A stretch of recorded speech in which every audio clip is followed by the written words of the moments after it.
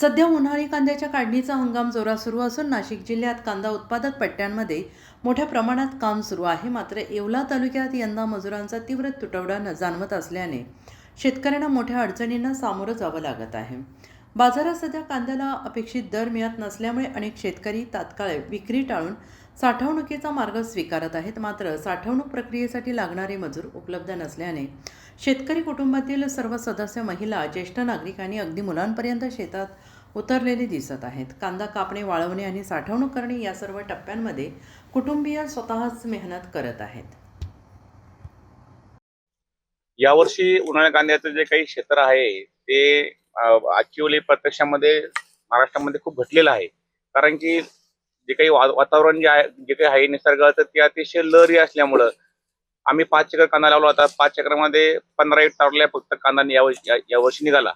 आणि याचं वालं वैशिष्ट्य असं झालं की यावर्षी लेबरचा इतकी मोठी अडचण आली त्या मध्य प्रदेशमधील लेबर लगन सराईमुळे आणि उन्हामुळे दमत धरायला तयार नाही.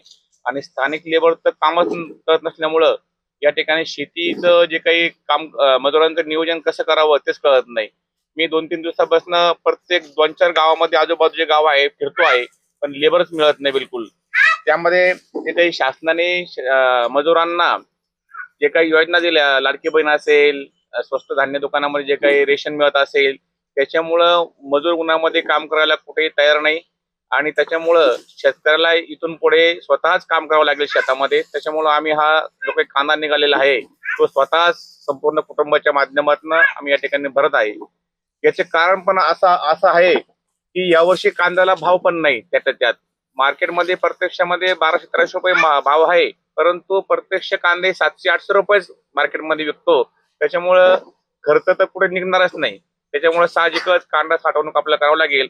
शासनाला एकच या ठिकाणी आपण मागणी करूया की 2000 रुपयाच्या आसपास जर कांदे विकले तर कुठंतरी शेतकऱ्याचा जो काही खर्च आहे तो भरून निघेल.